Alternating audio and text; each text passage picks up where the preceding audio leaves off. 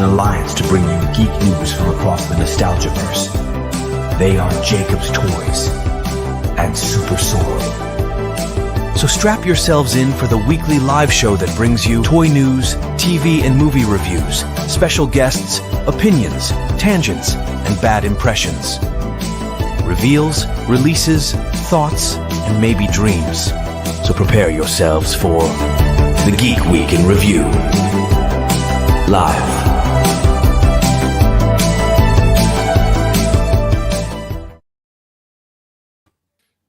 Oh, hello. This is the Geek Week, episode 167 with me, Jacob's Toys, and no SuperSorrell this week. Once again, he is away on his holidays, but he will be back next week.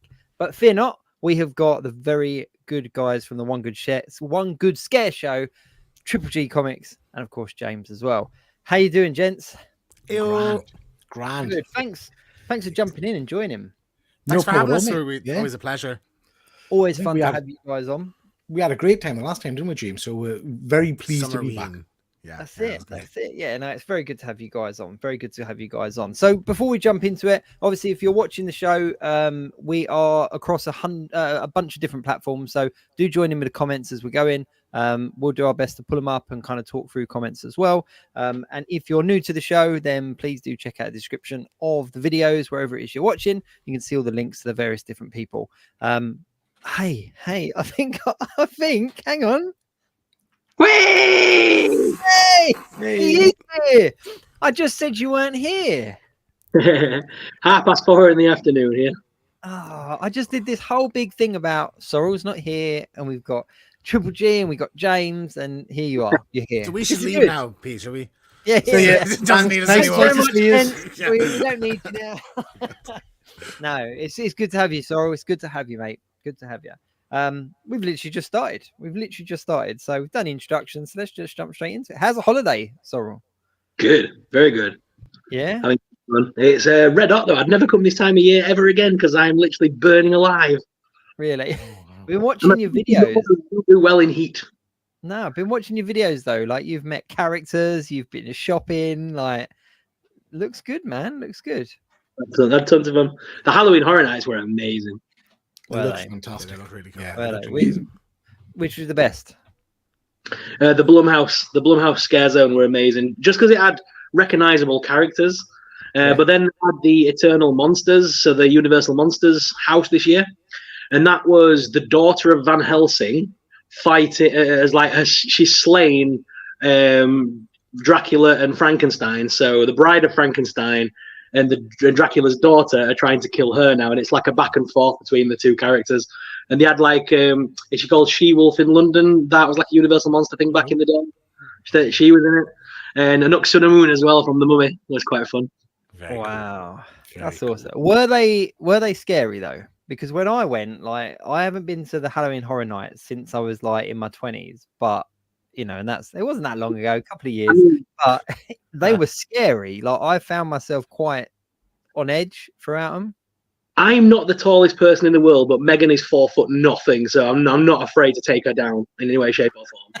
Even when she does that freaky dance thing, no? Yeah, that was also I was in my scooter in my wheelchair, and basically I had my camera up, and she went like that and made me get really close, and then went like this, and did this movement, and the whole lighting went purple and black really quickly, and made like a noise. It was dead cool. That's cool.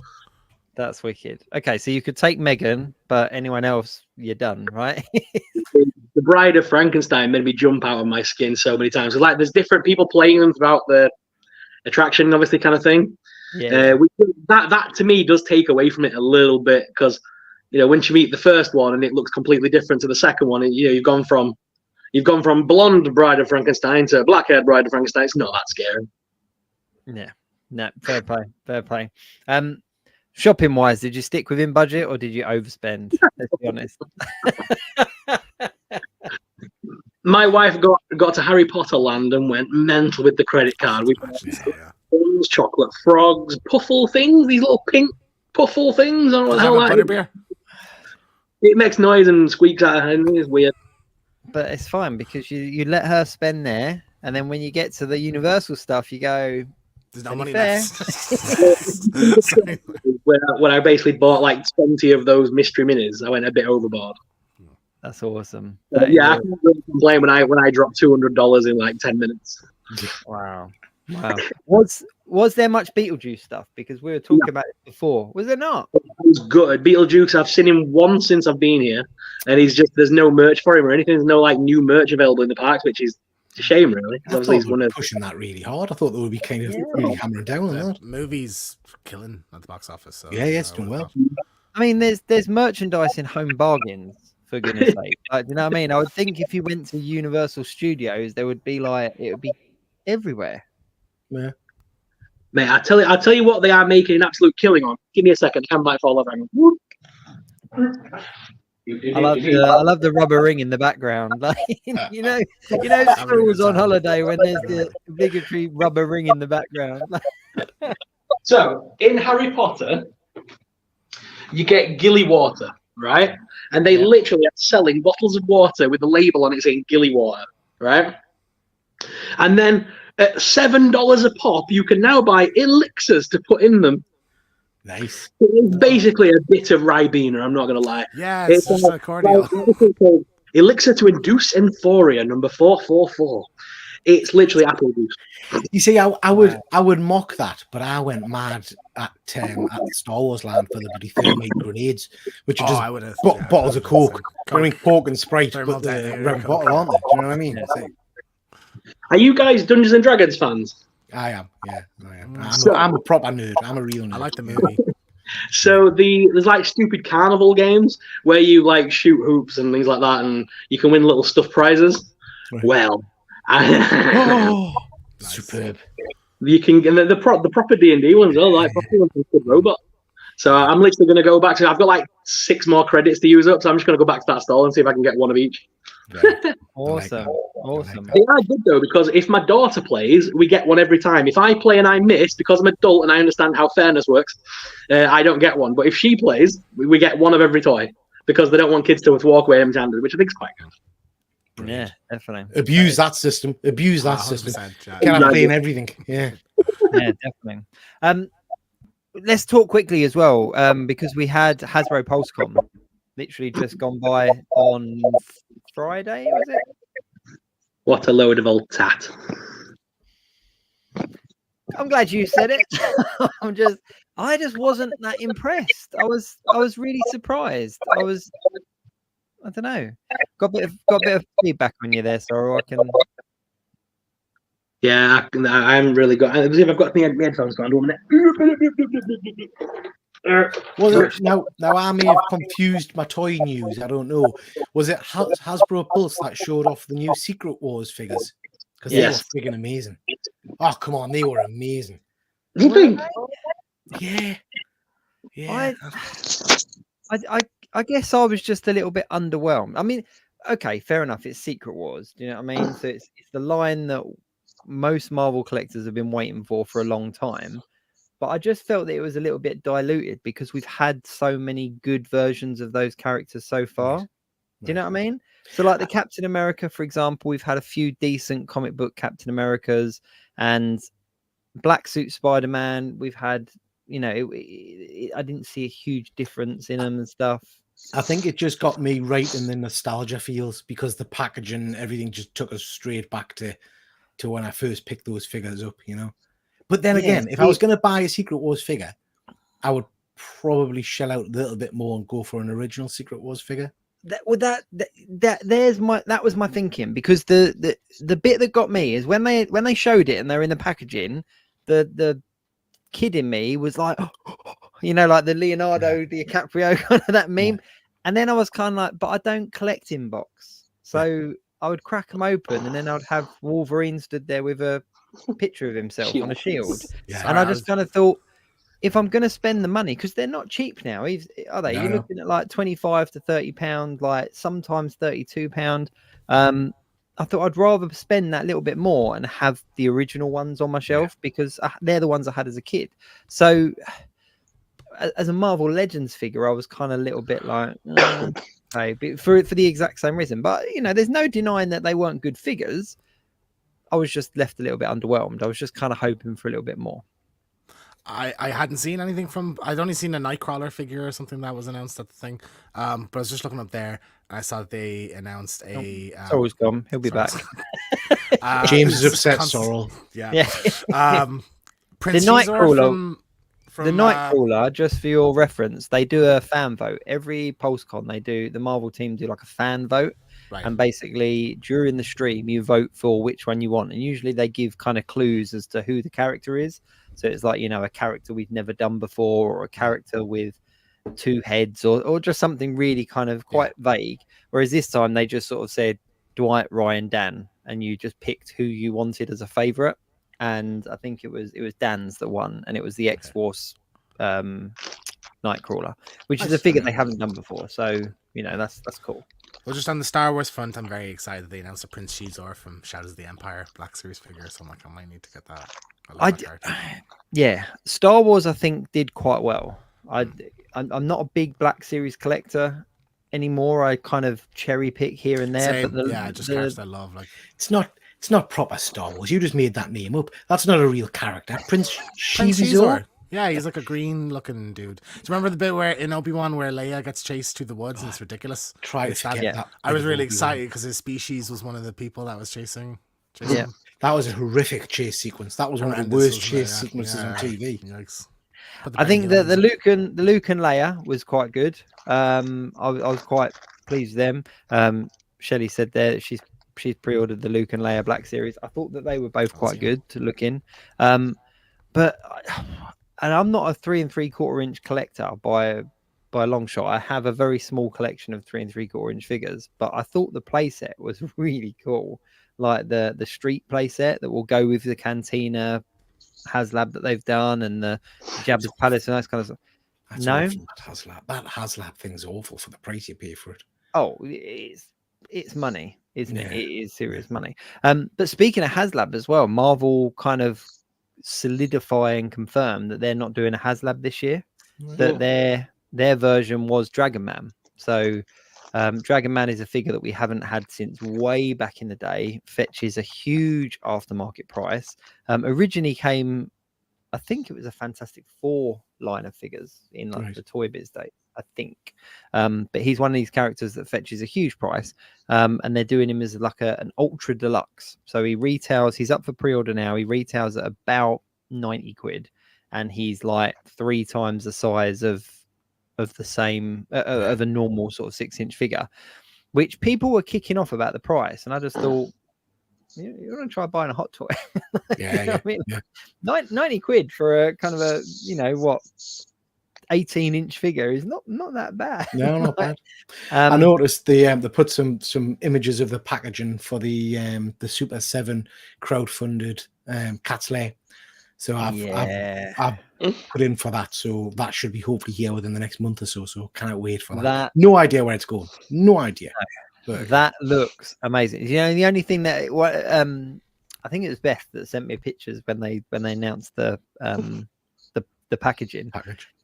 And the only thing that stopped me putting in for it is that I realized I have no Thundercats in my collection, which is absolutely criminal. Absolutely criminal. That's a sensible approach, because I had exactly the same thing. I was going to buy it and I thought, I've got no Thundercats in my collection. And then I thought, no, shit, I bought it. And then I've bought all the Thundercats, haven't I? So I bought all the Super 7 friggin' the main lineup of Thundercats. So I'm the before and you're the after. Yeah. we were in Belfast last weekend, and Peter had his eyes on a Thunder Tank. Did you immediately go home and order one online? No, because it was honestly, kicking myself. It was an original inbox Thunder Tank, not the Super 7 remake, and it was in immaculate condition. But you wanted £200 for it, and I thought I'm going to have to try and get it on the airplane back and everything. And that guy comes to For the Love of Horror and places like that. I'm sure I've seen him at Liverpool Con as well. So I don't know if he comes back. Card, see if he has a website or something. Yeah, I might. Wow, it was Super 7 that did the Thunder Tank, wasn't it? They did. Yeah, so Super 7 did a big version last year, the year before. I saw that at MCM. I think it was on Comics and Cocktails stall, but they had it kind of front and center. And I circled round about 3 times, and I was like, that was a toy as a kid that I remember like overplaying with. Everybody rode that Thunder Tank. Do you know what I mean? Everybody that could fit in it went in that. Yeah. It was one of those, and I it took a lot for me to not pick it up then. But again, I used the same kind of thought processes. I just thought, you know what, I haven't got any of those figures yet, and I think it's because I want a good kind of like 1/6 scale Lion-O. If I could get a good 1/6 Mondo are doing them, so I pre-ordered. Mondo are doing them, and it looks amazing. It does. I mean, it's a Mondo version, like they did with the He-Man characters. It's their take on it, you know. Would you get a 1/6 Thunder Tank? Oh, 1/6. The size. Imagine the size. I've got a 1/6 Batmobile. It would look sexy next to me Batmobile. That would look good. That would look good. Kind of circling back to the Marvel HasLab, the fact that they decided not to do it, I thought was quite. Well, obviously their last one failed. Let's not beat around the bush. Their last one didn't fund, did it? It was the Hellcharger. So the fact that the following year they kind of skipped over the HasLab idea, I thought was a little bit of a shame. How do I say this politically correct? Like, how do I say this nicely? You know, I was just a little bit disappointed that they didn't kind of come back stronger, if that makes sense. The HasLab things are interesting because I collect predominantly 1/6 scale, and I'm not really getting involved with the kind of HasLab or the crowdfunding things before. No. But now I've seen them, I'm kicking myself because they seem to either retain or go up in value. So I would love someone, I think it might have been HasLab, did the Unicron a while ago. I would love a Unicron, but it's just mad money now. It's like, you know, $1.5 grand. And I'm not paying that for it, you know. But I think it's funny you say that because I think we're kind of hitting that hill part with the HasLab, because the earlier ones, so things like the Sail Barge, the Unicron, the Sentinel, like all of those kind of earlier ones where they produced less, and obviously now there's a bigger collector's market. They are rising in value. They are the money is going up on those. Whereas now it's almost like an annual thing that a HasLab comes out, so you get so many more backers that people really kind of decide. And I think that those earlier ones really do hold the value. I mean, the Hellcharger for me was a bit of a disappointment because, again, being a bit of a horror thing as well, being a car that was on fire is a cool, like a Ghost Rider car is cool on any day of the week. But I did get the Ramen toy one, and they produced it for a lot less of a fraction of the price with a lot more going on about it. And when it actually turned up, I was blown away by the sheer amount of kind of design and ingenuity that kind of went into this particular piece. Like even down to the fact that like the flames on the wheels are on like a rotating LED. So when it stood, it looks like the wheels are going round, which is just stunning. But yeah, no Marvel HasLab. But I was disappointed that they didn't show us the Ghostbuster HasLab, because that's been teased, hasn't it? That they're doing a HasLab for Ghostbusters anniversary, but they've not. No. There's been no more mention. Doesn't 1027 take place in New York? No. Does it not? No. I thought it was New York City. No, it's their address, isn't it? It's the Hasbro office address. 1027, whatever the. Yeah. I wonder if it was going to be on, if they're going to do it at 1027 or something. I assume they were in New York. I mean, we were talking about this previously, gents, that because they've released the 3 3/4 inch Ecto one, and they've released the 3 3/4 inch lineup of the original 4, that we were saying is the HasLab that they're planning. Is it going to be something to go with those 3 3/4 inch, like a Stay Puft or a Firehouse or something like that? Or are they going to just kind of upscale that Ecto one that they've made and do it for 6 inch scale? Because if that was it, I'd be a bit disappointed. But if it's a Firehouse or a Marshmallow Man, take my money. The Plasma series figures are readily available at Universal Studios. They're still here. Right. You can get the entire wave as well. They're all of them are readily available. Even Egon. Really? Egon was the one that always sold out. Yeah, always. But as a kid, I found it really frustrating. I don't know. Did you gents have Ghostbusters as a kid, like the Ghostbuster figures? Some of them. I didn't have. I think I had all the main line. I didn't have the house, the firehouse, and I think I had Ecto one, but I can't remember. Certainly had an old lady who turned into a toilet or something like that. Yeah, I'm not sure. You're not right. The toilet and the old lady, they were two different figures. All right, okay. But I was always really frustrated because the Stay Puft Marshmallow Man is about 7 inches tall. And then you had, Sorrell's gone again. The Stay Puft Marshmallow Man is about 7 inches tall, and the firehouse is obviously scaled with the figures. So it never worked because you never saw Marshmallow Man at that size. So I think if they did it as a Marshmallow Man that was in scale with either the 6-inch figures or the 3 3/4-inch figures, I think that all of the like kind of nostalgic collectors and people of the 80s, early 90s even would jump on it because it would be an in-scale Marshmallow. And it would just look cool on my shelf. Let's be honest. Very much. Have you got any new 1/6 scale figures coming? So obviously that's your main collection. I'm terrified at the build is going to be coming soon. In our Batman should be landing. Yeah, it's any day now. I'll be getting an email for that. The two of us will be. I have a Mad Max pre-ordered, like a third-party Mad Max Tom Hardy Mad Max. So that's coming at some point. I have a Nathan Drake. I know I have 2 or 3 others as well, and I'm just like I can't I'm the same as you, James. I lose track of what I've ordered, and because there's such lead-in, you forget. Do you know what I mean? I know Beetlejuice, like pay later. I know I've got Beetlejuice from Sideshow. I think he's rumored to be coming out very soon. So looking forward to get that. And I was humming and hawing because I'd ordered the Sideshow Beetlejuice, which is the first movie version, and then now Hot Toys have put their images up for the and I was like, have I gone for the wrong one? But I don't think I have. I think I prefer the Sideshow, to be honest. Did you hear about the big internet debate when they announced these pictures that people were shocked about what Beetlejuice wore on his feet? Like they all thought he wore dress shoes. I was like, no, it's like dirty boots. Open boots. Weird. Yeah, I always thought he wore dress shoes.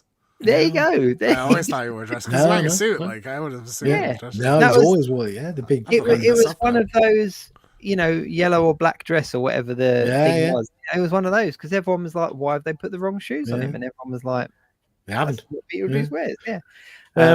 I've got the Superman behind us here. I've got the Batman version from the animated series coming as well. So they did 2 versions. Can't remember which one I've ordered, but that should be here soon. As well? Which one is that? Which the Batman? Oh, the Superman. The Superman. That's a lovely one. I have to say, is animated series. No, that's beautiful. Yeah, comes with 3 different head sculpts. That's stunning. He's really nice. The only thing that's a bit weird is if you look at the color of the trunks and the cape, his boots are kind of like a bright red. Brighter, they're not in the same color. As which is a little bit odd. But it's very much based on the animated series. Like I say, 3 head sculpts you get, and you get a massive iron bar that he's bent. But there's 2 versions of the Batman that go alongside this animated Batman, and then they've just put out a Wonder Woman as well. But it's awful. It's bloody horrible. Oh, really? See, that doesn't look right to me. That doesn't look right. It does. That I can't believe he's wearing boots. I've never noticed that before. Hang on. You've just said you haven't seen the first film. I have seen the first film, but I saw it as a kid. Like I don't remember. Yeah. But I just always, because he's wearing a suit, I just always assumed he was wearing dress shoes with just the boots, and they're tucked in as well. Like you think that would stand out to you, I've got an animated Superman in the post at some point, but I don't think it's that one. I think it was another third party that's doing a very triangular version, like a very squared shouldered. What Wolverine is that as well? That's the Hono. It's my 3rd or 4th Wolverine. It's the one that's just come out. So this is the Hot Toys have now done a entry level figure set. Yep. And they're calling it's Hono Toys. So it's Hot Toys but a cheaper line. So they're doing a Magneto. They've got Wolverine. There's a black costume Spider-Man. They've just put out an Iron Man, which is stunning. So this is their version. The figure and the body's really nice. The claws are pretty cool. Again, you get 3 head sculpts, I think, with them. 3 mouth plates. Sorry, they're a bit long. Oh, nice. The Hono, quite long. Yeah, So but that it's one's comic accurate, you know. that one's in the post to me as well. I've got that one This coming. is really nice. I like I'm this glad figure. you said. Did it come Yeah. with a base as well that you can put a comic book in? Yeah, it's not the best. So I Is was it quite not? I was Oh, quite excited about that because I thought you'd be able to display your comic behind and yeah. you can do, but it feels like cheap plastic. Do you know what I mean? Oh, that's a shame. it's yeah. That was a big selling point for me. Yeah. I thought And that then looked this- really, really good. Sorrel, you'll probably have one of these waiting for you when you get home. This is the Godzilla. Super 7 Godzilla. Yeah, I've got a few things waiting for me when I get home. I've got a apparently I've got a box from Diamond, a box from Hasbro, and something else from Heo. So Very nice. exciting Nice. time. Nice. Is that Godzilla -1 Godzilla? Yeah. Nice. Yeah. That's good. Nice. I am on the last thing of 1/6 scale. I mean, I know I talk about the Guyver like on most shows. Sorry, have I mentioned it on the show with you, gents, before? You must have done. You've Don't mentioned think so. Guyver every chance you get. So the Guyver is an old anime, Seen an the old movie. manga. Did they do a movie of Guyver a while ago? They did two. They did Yeah. two. They did one with Mark Hamill, where he's billed as the top character, but he's not even the main character in the film. But still, we're not good. It's Mark Hamill, so of course you're going to put him on it. And then they did a follow-up, and basically the follow-up was the movie that the director wanted to make, and it was less Hollywood and all the rest of it. But a very good kind of. It was one of the first kind of American attempts of making a real-life anime. That makes sense. Yeah. But it's very kind of Godzilla, Japanese monster, people turn into suits. It's like a grown-up Power Rangers. But I'm really, really excited because the figures for this film are really few and far between. You can get some animated ones, but they go for stupid money and all the rest of it. And I came across a really, really talented customizer called Bio Boosted Collectables UK. Bio Boosted is the Guyver Bio Boosted. Yeah. And he makes these full articulated 1/6 scale movie accurate Guyver figures. And Nice. I'm getting one. It's coming next week. I am so excited. Look at his little face. Look at how excited you I am are. so I love it. But what Love makes it even better as well is that he does two options. He either makes the figures or he sends you the whole kit to make yourself, to paint yourself. So I've got it as a kit. So the whole body, and so I actually get to make it myself. Oh, it's beautiful. That it is hot toy quality. It's got LEDs, the eyes light up. It's got metal bits. It's just stunning. And for anyone that's a fan of the Guyver, you have to look up Bio Boosted Collectibles UK because they are the stuff is stunning. But I'm so excited, like really excited. I think it's the most excited I've been about a figure for a long time. Excellent. And Sorrow will know why because I go on about it all the time. Sounds amazing. He's just like, I'm talking about the Guyver again, aren't we? Hey, you're on about like it's Power Rangers for grown-ups. I'm sat here eating red, white, and blue gummy bears. All right, the most patriotic of gummy bears ever made. There you go. But on the talk of toys, obviously the theme this week was poorly aimed toy lines for kids. So previously there have been some really badly directed toy lines, but I think there's been some recently as well. I mean, what first comes to mind when you say that, when you think of a poorly aimed toy line for kids?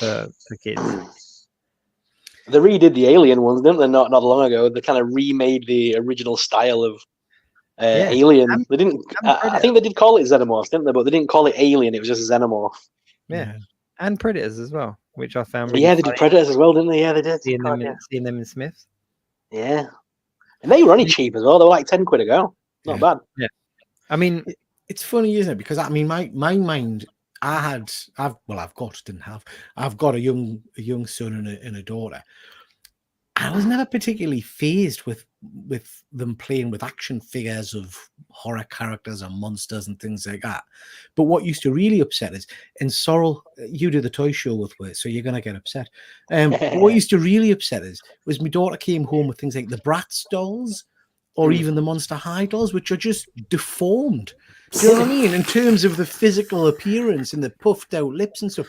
And that used to really bother us because I know you had the whole thing about, Barbie and Ken being unrealistic, but these things are like unhealthily hyper unrealistic in terms of the bodies, you know. Well, And I just thought they were weird. It was a very strange decision to go down that route for Peter, young girls. You say that, but I live in Essex. Like the Brats look like most people on the high street. They're the most realistic dolls on the market. I kid, but no, most kids in Essex like, oh, it looks like me. No, I'm only joking.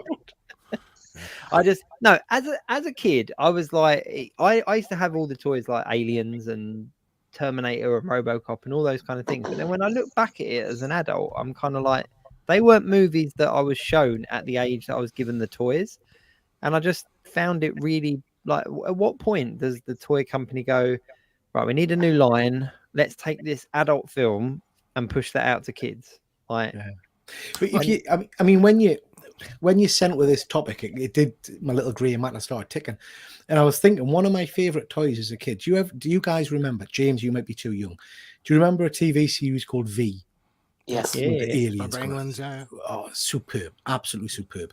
You said that exact phrase to me. You're probably too young to remember. Because you're about 12, man. You're about 12. I know. But they had the most brilliantly designed looking guns. You know, it had like a kind of anyway. But I remember having one of those as a kid and absolutely loving it. But then when you've asked for this topic, it made us start thinking about guns in general and how happy we are for kids to play with gun replicas, handguns, grenade. I had friggin' army costumes and grenades and bazookas and stuff when I was 6 or 7. Yeah. Combat knife, a knife. Yeah. Do you know what I mean? Like a Rambo knife, stuff like that. That was just standard. Like where I grew up, London, East Street Market, you would get no, but back in the 80s, you would get it would be on a cardboard with a blister pack on the front. You'd have your binoculars, your pistol, your combat knife, your compass. Sniper rifle. We all had them. I mean, if you didn't wear them on a utility belt, you're not playing, mate. Like, I thought that was being phased out, but I was in a shop in Lidl the other day, and there was like kids running rampant, and one kid had like a really realistic looking like handgun toy. I don't even think it had like the orange thing on the end of it. And he's going up to strangers, bang, bang, like with the thing. And I was, but where you are, James, are you sure it was a toy? Are you sure it was? Well, that's entirely possible. It didn't kill it. Maybe it wasn't loaded. I don't know. I thought that was weird. One thing, this maybe is way off topic, but one thing I've always thought was weird is little girls having baby dolls. Like, oh, you pretend to be the mom thing. Yeah, I think that's bizarre. That's a thing still. You know, like you're training little girls to be mothers. Like, was it Barbie or Cindy or whatever you call it? That did the pregnant one. Yeah. That's referenced in the movie. Yeah, my sister, when we were little, I remember she had this, and I don't think it was the official Barbie one, but she had this doll that came with a baby and essentially a little spring-loaded stomach and a clip-on belly. So Spring-loaded? Yeah. You'd push the baby ones that piss in themselves as well. Yeah. Remember this? Yeah. See, but that's kids playing with dolls kids playing with babies doesn't faze me. Like even my youngest two, boy and girl, like they'll both sit there and dress dolls up and play with them and all that kind of stuff. It's when they add the things like you just mentioned, where it's like feed them and they'll wet themselves and then you have to change a nappy. It's like as adults, we don't like doing that. So why are you making that into a game like that? Kitchens and stuff like that, I think it's a bit strange as well. I mean, toys in general, when you think about them, they are weird. I mean, my mind straight away went to the things that not only the kind of movies that shouldn't be named at kids, but also the toys that kind of got through the QC stuff. So there was like that Punisher one, wasn't there, where it flips up. And he's got the groin, and it just looks like a massive penis. Yeah. How did that get through? Like with all the design that goes into it and everything like that, how did that get through? All of the really weird Phantom Menace stuff I had, like that Jar Jar lollipop where it's his tongue. I had that when I was a kid. I had it's like a Jar Jar head. There was another one. It was like a Jar Jar head, and you squeeze it, and his tongue like shoots out and sticks to things. I had that as well. I love that one. Well, so I had all that weird Jar Jar shit like back then as well. You're a Jar Jar #1 fan. Yeah. Have you seen the images of the Spider-Man helium balloon? That's a classic. Oh, with the bit down the bottom. Yeah. The bit that you blow up his penis, basically. And it's But I just find it because like, I mean, you know, like you say about taking kids out and stuff, and you know, I'll take my kids to like Smith's or one of the local toy shops or stuff, and everything is desirable. You know, you walk down the aisles and everything is desirable. And I just don't understand how some toy companies kind of miss the mark in that respect in regards to aiming stuff that shouldn't really be aimed at kids. Like Sorrel said, like the fact that they're putting Aliens and Predators on the shelf now, and there's not even a new kind of movie to tie in with that. There's not even something to tie in with that. And the thing that got my head thinking about this was that when the Deadpool and Wolverine film came out, I don't know if you guys read about this, but at Avengers Campus, they obviously have all the characters. But there was this big article because they'd introduced Deadpool and Wolverine into Avengers Campus, which was great, and that they looked fantastic.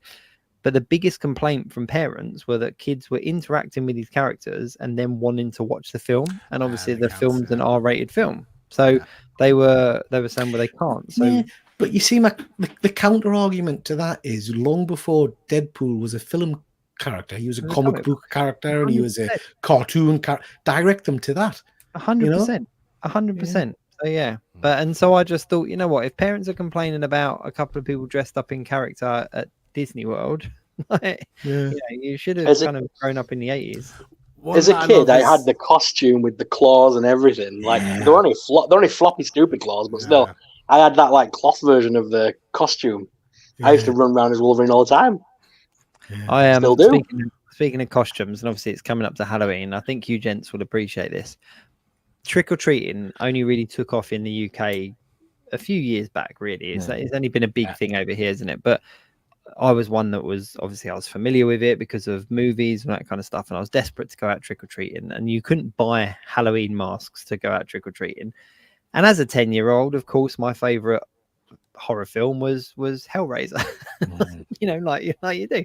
Like, I don't know why I'm talking about toys that were poorly aimed at kids. I mean, why I was watching Hellraiser at 10, I have no idea, but it was still my favorite. So I paper mache'd a balloon and then went to the B&Q with my dad and got the nails, and I pushed these nails through this mask, and I went out trick-or-treating with basically a head full of real nails. Not good, but yeah. I got lots of sweets. I don't know whether that was because people were scared, horrified. That's the other thing, though, is like Halloween costumes. Like, you can get a kid's Ghostface costume or a kid's like, you know, Jason or Freddy. I always loved. There's a really great documentary about Nightmare on Elm Street called Never Sleep Again. But one chunk of it is about the merchandise and like how later on there was like pajamas, like Freddy pajamas and Freddy like cereal and stuff like that. So like I think that's a funny one. Freddy pajamas just don't match up either. Like, well, especially because he was supposed to be he was a child murderer.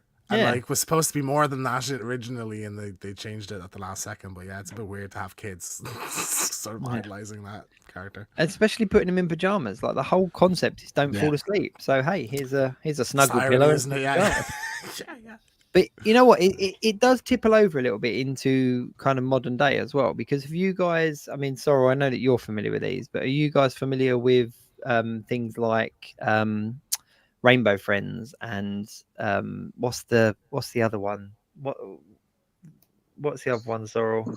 Doors and Five Nights at Freddy's. Five Nights at Freddy's is the one. That started it all, basically. It's a horror franchise, but kids love it. And it's in kids' toy stores that they hate. Huggy Wuggy is another one. Maybe he's a bit more extreme nowadays, but could you not argue that Scooby-Doo was that as well back in the day? No, this is like Scooby-Doo was made for kids, whereas Five Nights at Freddy's wasn't. That's an adult franchise. Things like just sort of leaned into it now. The big one that got me was Huggy Wuggy. I don't know if you guys are familiar with that one, but it was an internet. I think it was a Roblox game. James said that to us when we were in Belfast last weekend. Huggy Wuggy. Yeah. But it was essentially, for argument's sake, I think it was a Roblox game. But basically, you know, you could log onto the server and you could play this game, and essentially it was a jump scare game. So you had to kind of escape from this thing, and then this big kind of cuddly bear, big bright blue cuddly bear looking thing chases you, and then it turns into a monster. Read the story, just like Five Nights at Freddy's. The idea is it's a toy factory that is like being possessed by the souls of dead children and all that stuff, and like the Huggy Wuggy, and that's like a possessed doll, and there's the little doll in it as well. I forgot her name, but like there's like the weird little Annabelle style doll in the beginning as well. She like tells you where to go, what to do, and stuff. But like they've just made the third chapter with Catnap and all those weird little cuddly creatures. And if you watch the short cartoon they made for that, it is terrifying. It is dark. It is dark. But my youngest son is like in infant school, but all of the kids know the characters because it's on the internet, it's on these YouTube videos, so it's fine. And all the parents kind of let their kids watch it. And my youngest son was kind of wrapped up in it, and oh yeah, this is what we're talking. But he was terrified, like absolutely terrified, because you go into Smith's and you see walls of figures aimed at this kind of franchise. So cuddly plushes, action figure size, but it's not something that was made for children. So why is it that they're putting toys out and sort of making it sells and makes money? Yeah, makes money. Yeah, makes money, doesn't it? Or maybe I'm just a bit morally above that. I've never heard of it. I've have to be honest, but I do remember back in the day, and again, I don't know if this was aimed at kids or what, but did you guys ever play a board game called Atmosphere? Yes. I mean, that was pretty scary for young kids playing it. I cacked my pants on a few occasions playing that thing. That was terrifying. That was terrifying. Was that the one with the really bad VHS tape? It was like, you have entered a room. I am the dungeon master. Yeah. Mate, there was something very eerie about having a VHS tape, putting it in, pressing play, and seeing the game play with you. Like it was man shouting at you. But it was concept that I don't understand why that hasn't continued or had a revival, because the concept was really good. Because essentially, for anyone that doesn't remember Atmosphere, you start the game and the person on screen tells you prompts as you play. And as you're playing, they slowly kind of merge into a monster.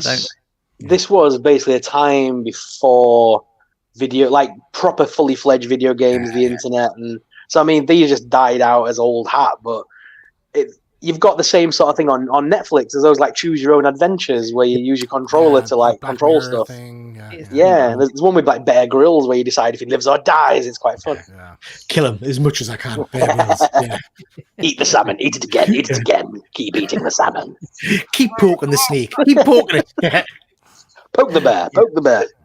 But that was a good game, and they had loads of spin-offs as well. There was loads of like add-on packs that you could buy that came with a new VHS tape. Do you know what we should do? I should have a look on eBay and get. Oh, you have to get a VHS player.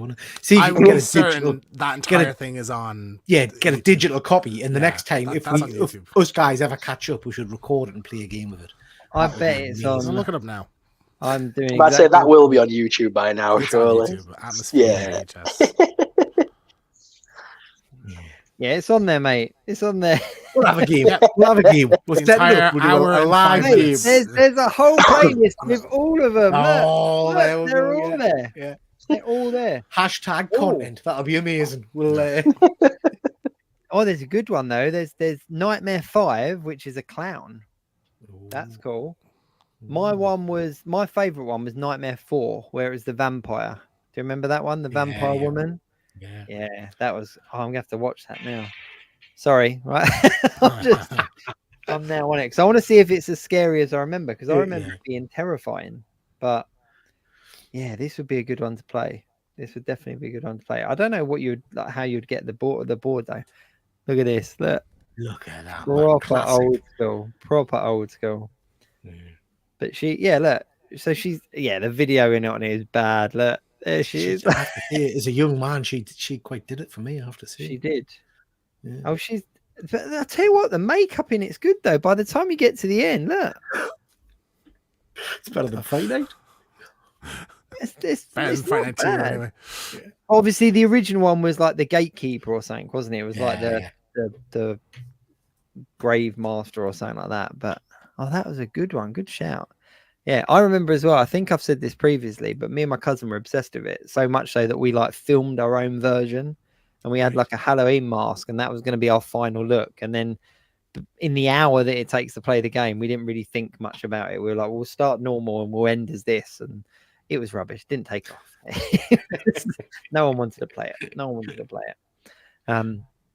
But I found it bizarre as well. Another line of figures and toys that I had as a kid was like the Terminator ones, like the T2 stuff, because I was kind of getting to that age where I was kind of getting out of action figures, but it was very cool. And I just found that the Terminator figures really missed the mark because they were aimed at kids, but obviously it was not a film that was aimed at kids. But then none of the figures looked like resembled much of what you saw on the screen anyway. Like the clothing was off, or the special part was off, or whatever. I seem to remember, I think it was more Terminator 2 figures that I got, but I seem to remember having like a play set where you had the endoskeleton and you put a plasticine or something on him.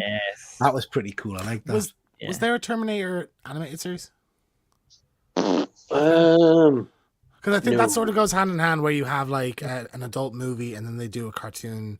There wasn't at the time. And then they do the toys, you know. So they've just recently made one. They've yeah, but there wasn't like an 80s, 90s. No. Because like, you know, they had like, there's a RoboCop one. There was bloody Beetlejuice and Men in Black and all. No, they seem to save that for what's he called? Like Ace Ventura and Dumb and Dumber and Jim Carrey random projects. They all got cartoons.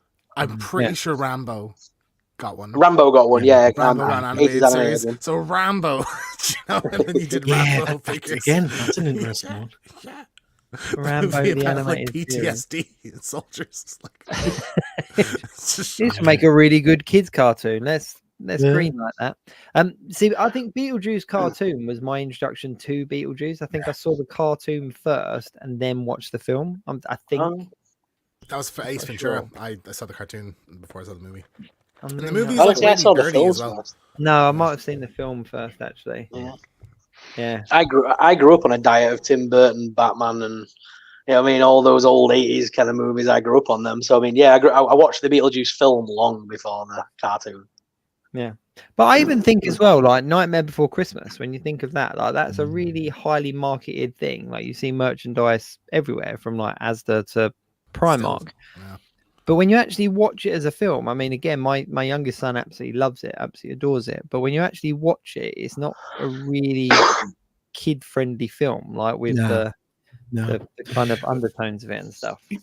Shameless plug. I've just put a video out yesterday or the day before, can't remember, about Garbage Pail Kids. Do you remember these guys?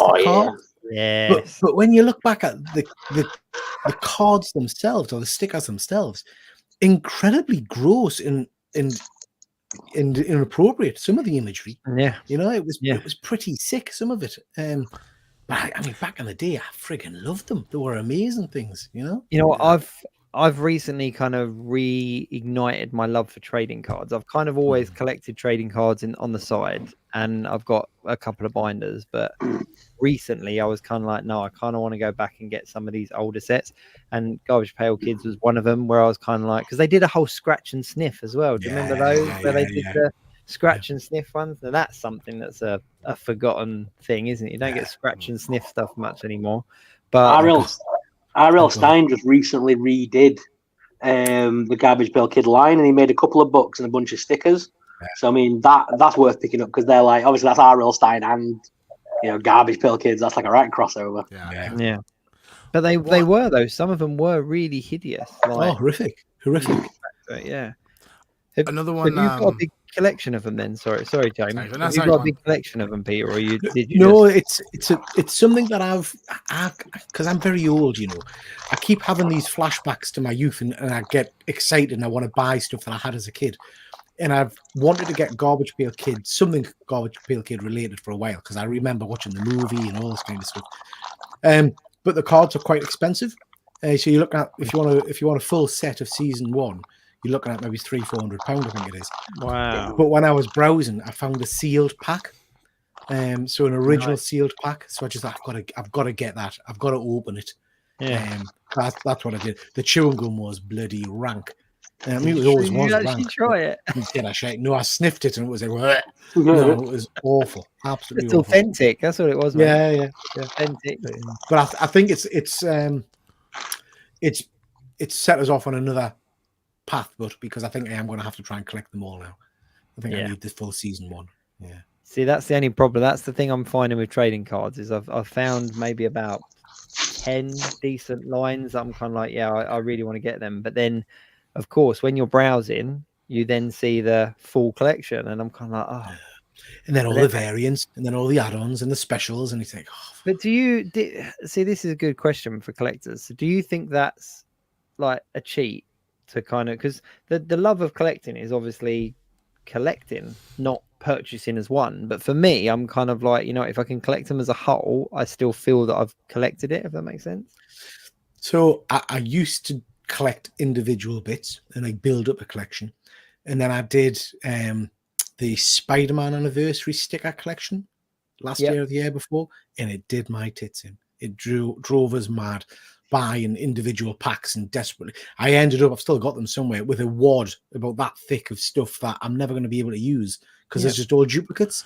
So I just thought, this is just friggin' madness. So, I remember you and a bunch of people organizing, swapping cards. Proper I'm nerds. like, man, what is this? This is proper weird. nerds. Like, At Thought Bubble last year, all is sat this with the the Panini stickers. one? Yeah. So that's one I've got. I've got one of that. I've got that as a full set. I've got the complete sticker book and the complete card set. But again, a huge wad. But even the value on some of those though, because before that, Panini did a Marvel 80th line as well, similar sticker book and card collection. And the value on those are already starting to trickle up a little bit, which is quite interesting. But Garbage Pail Kids, I might have to add that to my. You might have sold me now. Are you aware of them, James? Have you seen Garbage Pail Kids? Just from like pop culture references, I'm not like, I've seen them. I'm familiar with. I think there was like Always Sunny in Philadelphia has an episode that's about like Charlie trying to get Garbage Pail Kids stuff or something like that, or trading cards or something. I think you would like the artwork on them. They're worth looking at. But I've seen them. They're kind of grossy, kind of. Oh yeah, violent. And isn't that another weird thing about like gross stuff like marketed to kids? Like Nickelodeon's it's always like snots and like green slime and all that crap. Like it's I always thought that was weird. Or Horrible Histories, where you like it's super gory but in a cartoony way. Like with the Garbage Pail Kids, the reason I went down that route was I originally went looking for original Mars Attacks cards. I just decided I thought I'd have to have some Mars Attacks. I've got none in my collection. But again, they're just mad prices. But that might be something I look at. Didn't even know there's a Mars Attacks card line. Haven't they recently just re-released them? I know it's not the same as the originals, but haven't they just done a new updated version? Yeah. So I was tempted to pick them up. There was a series of comics. Pal of ours, Dead Man, he's got a great YouTube channel, Dead Man Comic Covers. They did the entire Series 1 card line, but as covers, as a variant for an issue 1. And they are really nice. They are really, really cool. But yeah, if you go for so James, there's been tons of series of Mars Attacks, what the based the film on. But series 1 came out in the 50s, I think. Oh, is the film 50s? Based on a card? Yeah. I didn't know that. Yeah. Okay. Yeah. I thought it was just an homage to like 50s. Yeah. Like because I've got the 1/6 scale figure, the Martian ambassador, and I just think a few cards to go around him would look amazing. Yeah, man, that would be cool. But no, cards were a big thing. Like they kind of. I know there's still a big thing over in the States, but over here they did take off for quite a while, and then they've just kind of died out. Like they don't. It was, I mean, more than cards, it was stickers when I was a kid. The excitement of getting a shiny. when you open the pack of the Thundercat stickers or the He-Man or Transformers at the time. It was just amazing. When Pokemon first came out, obviously it was really hard to attain 151 in the original trading card game. It was just it was hard to do without spending mega money. Whereas there were these packs of stickers by I think it was Topps or someone, and they were only like 20p a pack back then. And I remember me and all my friends basically buying hundreds of them on the way to school, opening them and trading them back and forth like Pokemon cards, just to try and get all 150. It was standard, wasn't it, at school back in the day that you would all have a big pile of stickers or cards, and you would sit and spend break times swapping and Pokemon cards and football cards got banned in my school. I think most schools here ban them because kids don't engage in it, and so they're losing or like I think there's a lot of shit of like people playing for keeps and then crying when that happened to me. I lost my gold duck. I didn't know what playing for keeps meant, and so he took my gold duck. Yeah, but that was the whole. There were so many life lessons learned over losing stuff in the playground. Do you know what I mean? It was you play, you lose, or you trade, and that's it. I had a teacher confiscate my Pokemon cards off me once, right? And I mean, like a stack of 100 of them, right? And the whole school, this was probably halfway through the school year. So like towards the end, she said to me, "You can have them back when you learn to tie your laces." So I spent like months trying to learn to tie my laces. This is when I was like 10. Eventually did it, went in, showed her, tied my laces, can I have my Pokemon cards back? What Pokemon cards? She was like, didn't have them anymore. I'd lost them, and I'm like, that would have been like worth a few bob nowadays. Like those were like Gen 1 Pokemon cards. Like feels like therapy for you, James. That you're getting a lot of stuff off your chest. You just keep talking. Just keep. Yeah, I'm dealing with my traumas at the moment. Yeah. The Pokemon thing introduced me to a whole new world because I never got into Pokemon. It's not my cup of tea at all. But my son did, and I remember it was when we were in Florida. And we went into one of these, the big marketplaces, and they were selling stacks of cards. And Thomas got dead excited and bought a stack. And then he was practically in tears on the way home because he said they were fakes. This was a whole new thing to me. I didn't realize you got fake cards, And Logan Paul got scammed out of $3.5 million or something for buying a fake pack, like box of Pokemon cards. Yeah, just it is mad. Like that's why they got banned for my elder two. They got banned in school. Because of the fakes, because people were trading fakes. And I was like, this is madness. Like the fact that the fakes are out there, but people are also savvy enough to kind of have fakes and trade them up for real ones, official cards. Like, wasn't there one recently? I can't remember the price now. Good old Fuzzy Dunlop, our pals in the chat. He might be able to, because you might remember. But I'm sure Magic the Gathering had the One Ring from Lord of the Rings card, and they sold it to, was it a rapper or something in America? And it went for like $1 million or something ridiculous. Yeah, it was. Weren't they? They said they put one in, and it was like a week or two of. Did he buy it? Post Malone. But anyway, I remember when like it was 2 weeks or something of like, is this card ever going to be found? There's only one, and then it was like, oh, someone's found it. Oh, they sent it for grading. Yeah. This person's bought it. So yeah, it was like $1 million or $2 million or something. It was like obscene. Yeah, that's absolutely insane. That's absolutely insane. I think that's what's got me back into kind of cards, and I was talking to you as well, Peter, when I messaged you about comic books. Because, again, I had a huge collection of comic books that I kind of sold off, and then just now I've got a couple of key issues that I've kept. And for me, I don't know. I think the action figure side of things has kind of lost the buzz of collecting. Not completely, but we're kind of back in the 2015, 16, 17, that kind of time where things were coming out few and far between. There was more of a kind of a buzz for collecting, whereas now things like 6-inch figures, there's like a new wave or a new collection being announced almost weekly, depending on what line you're into. And for people like ourselves that collect the 1/6 scale, it's a bit of a longer wait, isn't it? You kind of, I really like that, and you're going to get it this time next year or something. But because of that, there's an element of that. There's that collector in me that's kind of going, where's the chase? I need that kind of, I want to chase. It's really funny you're saying that, because I was chatting with, I can't remember if it was with you, James, or if it was one of the guys who watched, might have been Dead Man again.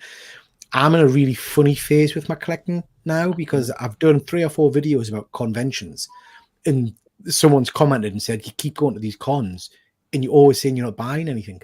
And it's true. I've not bought anything at a con. I mean, what did I get, James, at Dublin? A bloody wallet. A wallet. No, at Belfast you got a wallet. Belfast, sorry. Dublin, you bought some fucking 4 quids.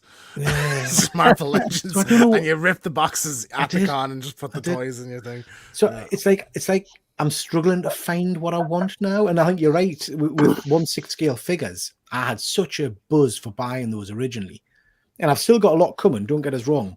But there's the chase, the buzz has gone a little bit, and I'm looking for what the new buzz is. Yeah, it feels like with 1/6, it feels like less of a chase, because it's kind of like you say, the stuff gets announced, the promos go out, and you're kind of like, I like that, I'll purchase it, and in a year's time, you're going to add it to your collection. Whereas with the 1/12 stuff, it's kind of like, this has all gone up for pre-order, and 5-6 years ago, you would have to pre-order it, because otherwise you wouldn't get it in this country. Somebody would have to import it in, and in order to kind of have that in your collection, you would have to put a pre-order in. Whereas now it's so readily available, people are avoiding the pre-order because they know that in 6 months' time it's going to be reduced. And it's kind of like, and that's kind of where I stripped it back, and I was like, you know what? And I got back to my comics and my trading cards, and I was like, that's where the chase is for me. That's the. That's so the again, I did a little video on this a while ago. I decided, made a conscious decision that all of these the vintage action figures that I like. So I like to pick up He-Man, Thundercats, Transformers, stuff like that. I made a conscious decision that I wouldn't buy them from eBay anymore. I would only buy them if I came across them in the wild, because it's too easy to jump on and buy yourself something, and you lose that excitement, I think, from it, you know? Yeah, 100%. I'll give a quick shout out. Rocco the Great's in the chat. Love Rocco. If you don't know him, go check out his channel. Very, very funny guy. Does some awesome kind of Target videos and Walmart videos and all sorts. He's a good guy. Very good guy. But yeah, no, I'm excited about my journey back into trading cards and comics. Like I say back in, I've never really come out, but I'm kind of switching my focus a little bit because I've got all the figures coming that I want. I'm happy with those, but you know, yeah. So what about you, Sorrell? Where's your collection heading now, mate? Blind boxes. I knew you were going to say that, and the reason I said it is that is the chase for me right there. The fact that there's 6 characters, but I'm not guaranteed all of them, and I have to chase them down. It's that thrill of the opening the box and seeing what you get. That's like from when we were kids, with like you say, like the Garbage Pail Kids, Monster in My Pocket. That's straight up childhood nostalgia right there. And as much as people take the mick out of it, I have fun doing it.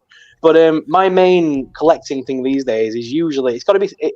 Sometimes it's stuff that speaks to me on like a different level, like because it's from my childhood, or it'll be like the Universal Monsters or my horror stuff. That's kind of where because I did the Marvel stuff, I've done the Star Wars stuff, I did over 7-8 years of that stuff, and I just can't. You know, it goes round and round in circles. There's only so many Captain Americas and Spider-Mans you can get. Yeah. So you just move on, don't you? As the time is moving, and I'm sure I'll move on to something else in the future. It's a never-ending journey, isn't it?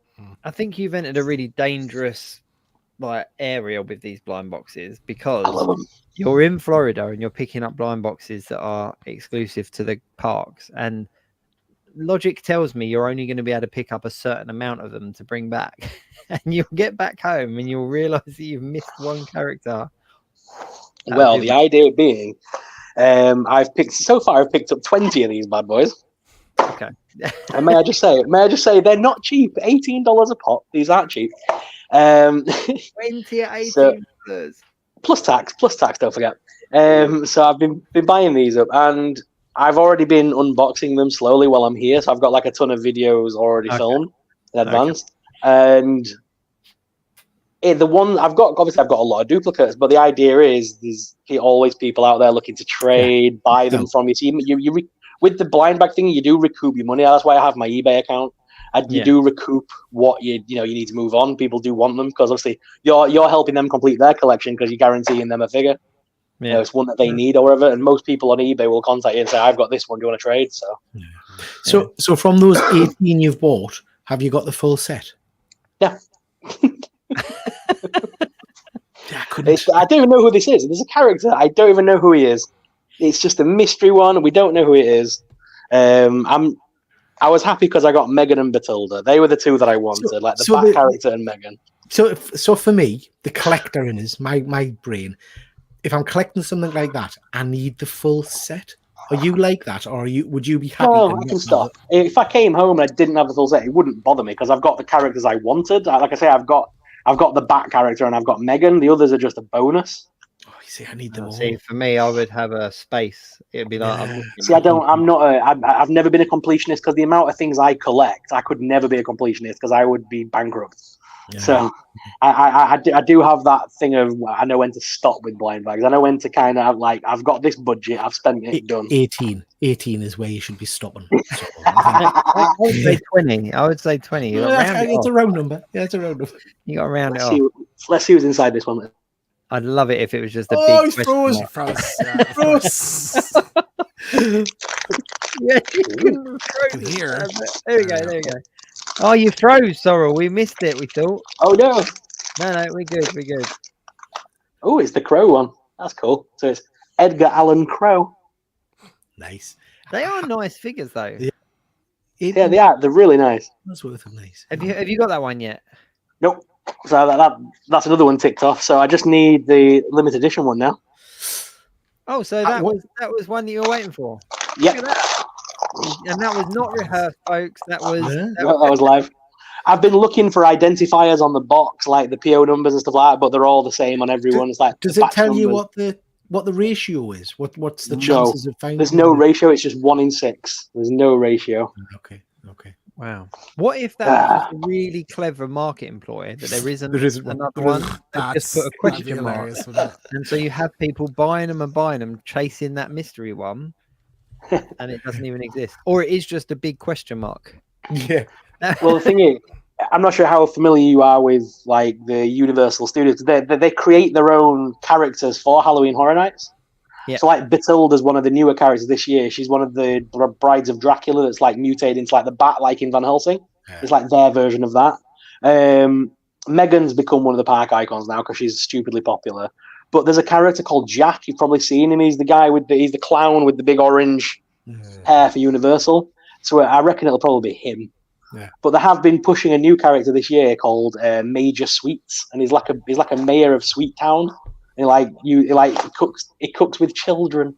It's very disturbing. Wow.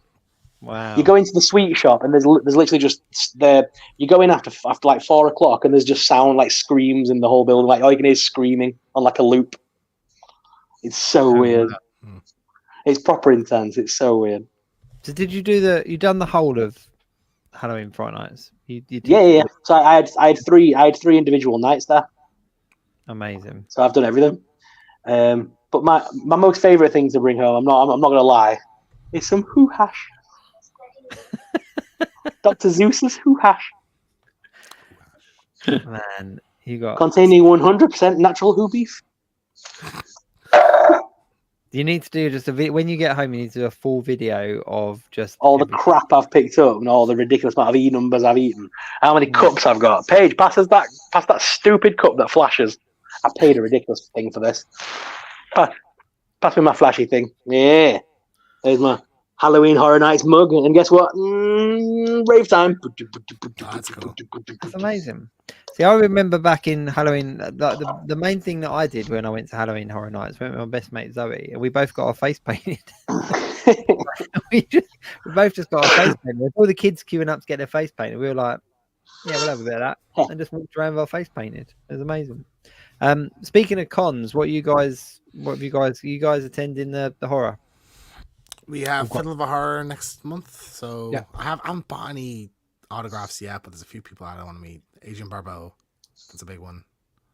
But I think a few people have cancelled, haven't they, to that con now? Good few. Keith David cancelled. I was good about that one because I would have loved to have seen Keith David. Yeah, a couple others. So and we've got Thought Bubble, haven't we? At the end of the year. Thought Bubble. We've got and a week in London. Oh God, yeah, that'll be interesting. Which one's that for the year? Is it? I'm doing MCM in October. Got MCM coming up in October.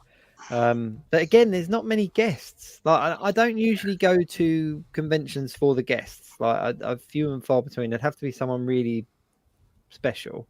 But like the Black Ranger, Walter Reed Jones, is it? Yeah, he was supposed to be there. He was at North Ireland, wasn't he? Yeah, he was at he's done like a UK tour, and he's announced on his Instagram that he's going to be there and stuff. But then I looked on the guest list and I didn't see him. But MCM used to be great for guests. They used to have the best ones. It used to be phenomenal. Yeah, and it's kind of. But I think the year that Tom Hiddleston was there and they were charging people basically a remortgage to have a photograph and a autograph, I think that kind of killed the guest thing for me.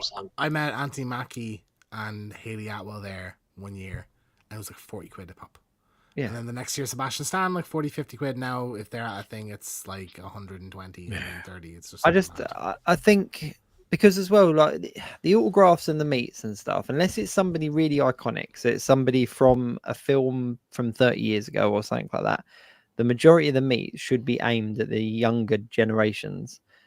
So it should be affordable. Like I wouldn't want to take one of my kids to a convention for their kind of movie or TV idol to be there, and for me to kind of have to debate whether it's worth spending £200 for them to meet them for 10 seconds. It should be a case of no brainer. Yep, Go for it. We'll get a ticket. The irony I think of it as well is that the more expensive the guest is, the busier, like the bigger the deal they are, the busier they're going to be, which means the less time your interaction is going to be. Like I met Jensen Ackles, most expensive one I've ever done was like 150 for the autograph and 150 for the photo. Like conveyor belt, just move on. No, not really a back and forth or anything. You know, I gush to him for 10 seconds or something. Thanks. On you go. Like, but Belfast was hilarious because you did have some big hitters there. You know, you had a few of the characters from The Boys. Yep. Who else was there on the lineup? There was some big actors. Power Rangers. There was Power Rangers, Mr. Weasley from Harry Potter. All those people. I know where you're going with this. Biggest queue. Bigger. I mean, by 8 or 9 times, really, James, wasn't it? It was more obscene. Yeah, like a 2-hour wait. Friggin' ugly dog from Deadpool. It was unreal. Doing paw prints, autographs. Doing paw prints. Yeah. Doing the circuit. To be fair, the I'm longest sure queue for a guest I've ever seen. Like, someone said it was for charity. I think it's all for the charity movies they're were doing, charity, which is nice. So like that's good. But like, but also, still, it must be pretty humiliating if you're, you know, one of the big players from the Boys TV series, and you've got one person, one little girl standing in front of you for your signature, and then the friggin' dog's got like the entire line of the convention. Or a guy dressed as Homelander asking to that was appropriate things. Yeah. I felt terrible because that's the only guest I met was Valerie Curry from The Boys, and I didn't know until after meeting her that the day before there was. So if you've seen The Boys, there's a particular scene involving like breastfeeding, and it seems like somebody in a Homelander cosplay asked her, could he do that for a photo, and she was really comfortable with it. I think anyway. That's what she implied. Was that Belfast? Felt terrible. Yeah, Belfast was the day before. It's like I've been all over the news now. And I read the article. I did read the article, but I didn't know it was that she was the one I met, like the only person I met, because she stars the game I like. I didn't know that happened to her the day before. I was like, oh god, it was horrible. Yeah. It wasn't you, James, was it? Like it wasn't. I wasn't there that day. Thank God. Yeah. I just find it really bizarre. I mean, I remember the last meet and greet I did was, what year was it? Oh, I can't remember. But it was essentially with a Green Ranger, and you know, it was obviously before, you know, he's untimely death and stuff. It's I'm never really getting into that. I met Kevin Conroy years ago. Voice of first Batman. person I ever met in New York. Yeah. But he charged nothing, and he had his own prints on his table, and he signed it. He wrote to Peter and all the rest of it. It was lovely. But I've never, other than the one you sorted for James for the Love of Horror last year, with I've forgotten his name, Chris Rann. Chris Rann. Other than that, I've never really I don't think I would feel comfortable paying 150, 200 quid for a photo with someone. Most of them aren't, though. Most of them are quite are like, I think 30, 40, Star Wars 50 Celebration is was fine. atrocious. Star Wars Celebration was just so like we were only at Liverpool the November before. So Star Wars I think was in April. And Giancarlo Esposito was I think for £50 maybe less at Liverpool, and at Star Wars it was £130 I think. Wow. And then he was at like Manchester later that summer, and it was back down to 50 pounds. So I didn't get any autographs. There's loads of people I would have loved to have met at Star Wars Celebration. I just wasn't paying that money for it. When I met Jason David Frank, it was a present anyway. Like it was MCM October takes place near my birthday, and my kids through my missus had bought me a meet and greet. So it was like, it's the Green Ranger and all the rest of it. And I just remember at the time kind of thinking like, oh, okay, this is a bit, it's not really my thing, but that's really cool. But it was really nice, and it obviously wasn't break the bank expensive, because they wouldn't have purchased it otherwise on like a whim of whether I'd like it or not. And I remember queuing up and just feeling very awkward queuing up, because I was in front of kids that were like obviously of my kids' age, and then kind of behind me were people older than me in full Green Ranger cosplay. And I was kind of like, and there's just me stood in like, I think I was wearing an X-Men t-shirt at the time. And I was just kind of like, this is really, like, I feel I'm here because I have to be, sort of thing. Yeah. I went through, and he's there in a suit, dressed really smartly, and, you know, very short, but nice interaction. Like, how you doing? All that kind of stuff. Posed for the photo, and then you move on, sort of thing. And then you kind of come out at the end, someone hands you your photo, and that was it. And I was like, okay, this is kind of cool. Like, okay, brilliant, I've done it.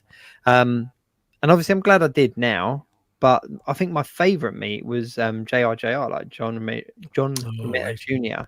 And he was signing for free, and basically whatever you wanted to pay. I don't know if you gents have ever met him, but whatever you wanted to pay, he would do the signatures for that, and then it all was donated to charity. And I was like, wow, that's incredible. So I queued up, and there were people there that were really taking it. I mean, like, they were coming in with stacks and you think you have no idea how much they're giving him. And he did 4 or 5 covers for me, signed them. And then I had a blank Batman cover, and he did a sketch of a Batman profile and wrote like to Jacob and whatever. So I'm like, this is awesome.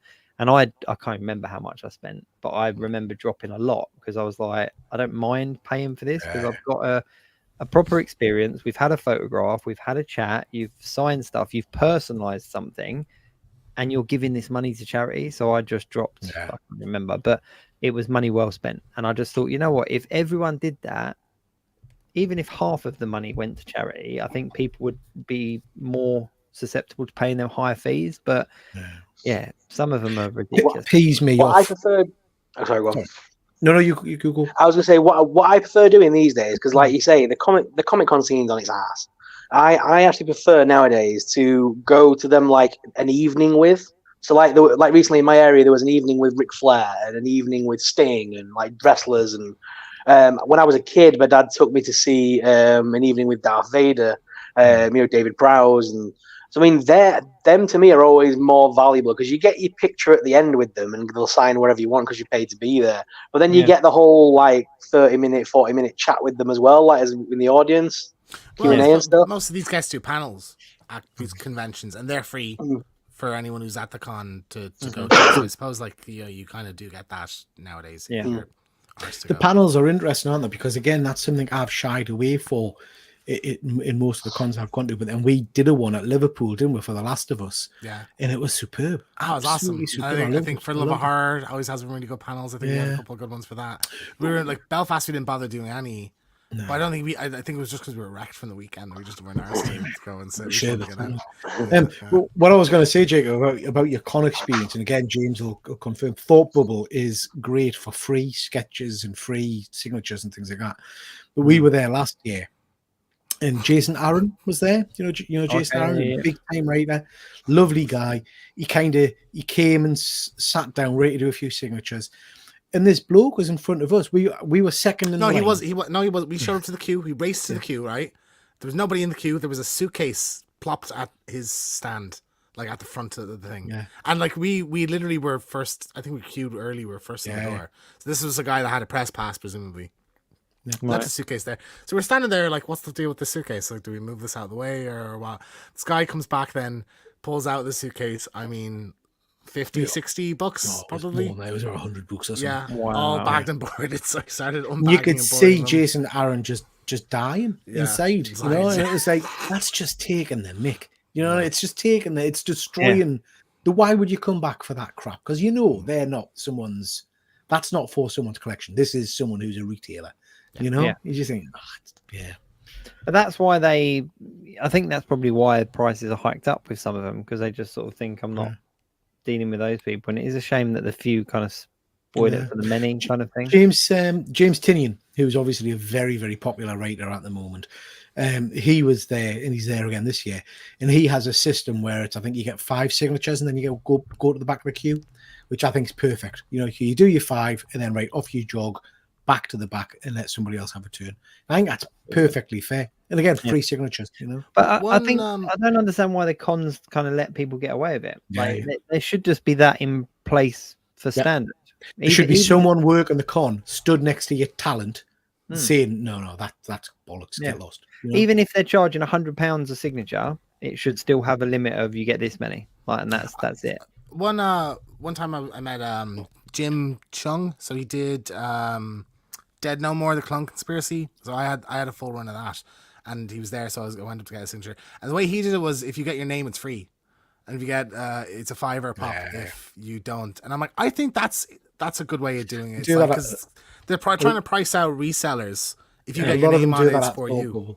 Yeah. So at Thought Bubble, I mean, again, it's open for abuse, but at Thought Bubble, they'll normally say, if this is for your personal collection, we'll sign free. If it's for CGC, there's a nominal charge. So Yeah. Al Ewan, who was very famous at the time for doing the Immortal Hulk run, he was saying if you want it for CGC, you'll sign it, but there's a donation, I think it was £5 to charity or something.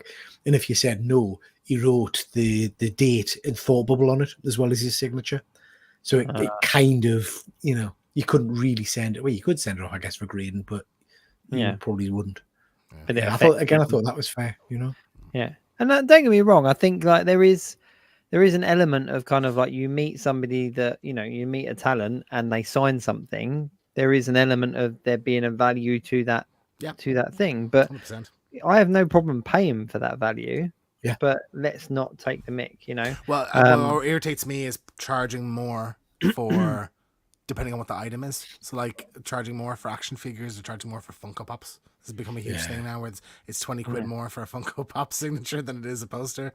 Or like 20 for a poster plus 30 for a Funko, like instead, or it's 10 if you get one of the things on the table. It's like, I think that's a bit bullshit.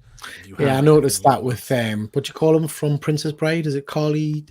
Carrie Elwes, yeah. Carrie Elwes. He was doing that. Pops, he was charging, I think it was twice the price for it if he wanted his Funko signed. And again, that's probably because maybe he just really didn't like Funkos. How do you say his name without wanting to sing? I know, yeah. Women in tights. I've got, while we're on this subject though, we have got to admit that the fault does lie sometimes with the convention as well. It's not necessarily always the talent. You've only got to look at Eddie. Every time I went to Unleashed now, because I used to trade at the cons as well. I had my own little table for a while, selling up my collection a little bit. And every time, because the talent will sign for people that have got tables, they don't charge them. Yeah. But the thing is, they would all end up on sale within 20 minutes. It's naughty as hell. They would get all the pop vinyl stands would just find all the pops that had talent there that day and just take them to be signed, claim it's for their own collection, and just whack them on. And the talent don't ever get to see the stalls. They don't ever go for a walk around, so they don't know. Yeah. No. But then the cons just turn a blind eye. What was it? What con was it? Was it the what's his name? Eddie from Stranger Things was that? He had a bad experience, didn't he, or something a while ago? And they basically just milked him because obviously he was hot topic at the time, being like Eddie from Stranger Things, and he was. That was Liverpool. London Film and Comic Con, I think. Yeah. London Film and Comic Con, and a year ago. And I've got no problem kind of like name and shaming it because it was everywhere. It's not like it's they did a bad thing there. They had somebody signed up before they blew up, and then took full advantage of that. Like the poor guy was like in. I don't know if you've seen the clip, but there was somebody that stood up at the panel and basically said thank you, and he cries like on stage. And I just thought that just shows it is on both sides of the coin, I suppose. But I'm looking forward to going to MCM though, because it's the first con I've been to since I've kind of had my new found rekindled love of comics and cards. When's that one? October. October 25th to the 27th. Where Star Wars is on, Peter, in the Excel Center. I know, because we've talked before, James. I've never done a big London Comic Con. I like MCM. It's got London Film and Comic Con appeals to me because there's usually so many great guests at them. But I haven't been to MCM in a while. I wouldn't mind going again. MCM's very much a cosplay and traders. Yeah. There are some good panels and there are some good guests occasionally, but like this year, for example, there doesn't seem to be a lot of good guests on the thing. Like nobody that's kind of spiked my interest. And the panels, I'm not sure which ones I'm going to pick up on, but I bet you I know at least 3 of them that are going to be there. That's the thing, is that a lot of them are kind of, there's kind of YouTubers and stuff that they then put on as guests, and it's kind of like, no matter how big of a following somebody has, that sounds like a shoe-in for you there. Yeah. But I mean, I have done a panel at San Diego Comic Con, so yeah, you have, yeah. Have you really? Have I shade? No, I saw a good friend of ours, Efren, Past Point Comics. I don't know how it happened, but a couple of years back, he ended up doing a panel, and he asked me if I would take part. And of course, me being the nice guy I am, I got in touch with a few other YouTubers, UK tubers, and said, let's all do a little video thing and we'll beam in.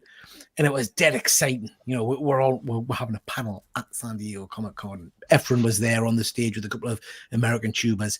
He'll not be watching, I don't think. It'll be too early for him, so I can say this without offending him. At one point, the camera kind of pans, and I think it was like 2 people in the audience. It was like, oh, it's nice. I can say we've been part of a panel. Nobody was there to watch it, but do you know what I mean? It was nice. Of me on a projector with San Diego Comic-Con logo underneath. That's enough for me. I don't care who's in the crowd. If a tree falls in the woods, does it make exactly? A sound? Exactly. But the good thing about that is he's done it every year since, and there's some weird deal where if you've got a panel, you get free passes and you get access to buy additional passes. So me and James, not this year, but next year, are going to take him up on some of that and get the passes and head over. Yeah. Oh, amazing. It's on my bucket list to do San Diego. That's on my bucket list. It has to be done once. Yeah. But I think the thing is they have so many panels and so much going on. Yeah. That there are some that are quiet and some that are around, and that's kind of how it works, isn't it? But yeah. Cool. Well, I think we are getting close to the end of the show. I can't believe Sorrell actually tuned in. I'm actually well impressed. You kind of toyed with the idea that you were going to be involved. I had to throw out all my notes here of slagging you off to the project. I had pages of stuff, but I had to put it. The first Sunday, I logged in when you and Ryan were on, but I didn't have my headphones. I couldn't hear you. I was in like for Halloween Horror Nights, they put you in these like holding pens. So I was just surrounded by people. I don't want to be the idiot there with the phone going, "You all right, guys? How you doing?" I didn't want to be that pleb from England. So I just banged it off as a bad job. But I thought I'd log into this one because I thought I'm sat in my hotel room. I'm going to go out for tea in a minute, but sat in my hotel room, I thought I'd jump on for 90 minutes. When are you back? When do you come back? I'm back on Wednesday. Wednesday. Let's confirm with Lyndon. Wednesday we're back. Sweet. Couple more days. Sweet. But James, Peter, thank you so much for joining us again this week. It's always a pleasure to have you gents on. It's always good fun. Loved it. We'll have to do it again. Have to do it again soon. It's always good fun. For anyone that is watching that haven't heard of you before or haven't watched one of the shows previously, where do they find you? What do they need to look up? Yep, so we're on YouTube at One Good Scare Show. We're also on TikTok. Yeah, we are. Yes. Mostly, we have an Instagram page as well, but mostly it's the YouTube stuff. So we do like horror movie reviews, kind of retro ones, and we try and review all the latest horror movies in the cinema. And we have every second Friday a live show, One Good Scare, where we talk about all the latest horror news and kind of do some spoiler-free reviews of kind of movies in between, like the edited videos and stuff. So yeah, it's good. It's good fun. We enjoy doing them. We've had a bit of a break for the last month or so, but there's a lot of stuff to cover now. Like we have Trap and Alien, Beetlejuice, and all that. So we'll have plenty of stuff coming up now. We're not even in October yet. They got all the October releases. Need to get going because Halloween season's upon us. We are 2 weeks away from our 1 year anniversary as well, so we should probably do something for that, I think, as well. Oh, amazing! Another party. Yeah. Amazing. Sounds good. A Halloween party. Yeah. Why not? An early Halloween party. No, Jen, it is good fun. Good fun having you on. Yeah, that's about it. Thank you very much for inviting me. We really enjoyed it. It's been great fun. Great fun. Brilliant. So, anything you want to, any advice you want to give from the? I was going to say from the other side, but that sounds really morbid. From the other side of the pond. I got friends on the other side. No, just keep it spooky. Gents, we'll talk to you after we go off. But thank you very much for everyone tuning in. We tried our best to get some of the comments, but we kind of went on a bit of a tangent. Do check out the description of the videos. Obviously, all the details are there. This is episode 169. We haven't organised our 170 yet, Sorrell, because you've been on holiday. So keep your eyes open for what our next week's going to be. I think we've got a guest coming up, another guest, but we'll see. We'll see. Thanks very much, everyone. We will catch you very soon. Peter, James, thanks again very much. Till next week. Keep it geek. Thanks for watching. Please like, share, and of course subscribe. Tune in next next week for another live show. Until then, keep it geek. www.geekweekinreview.co.uk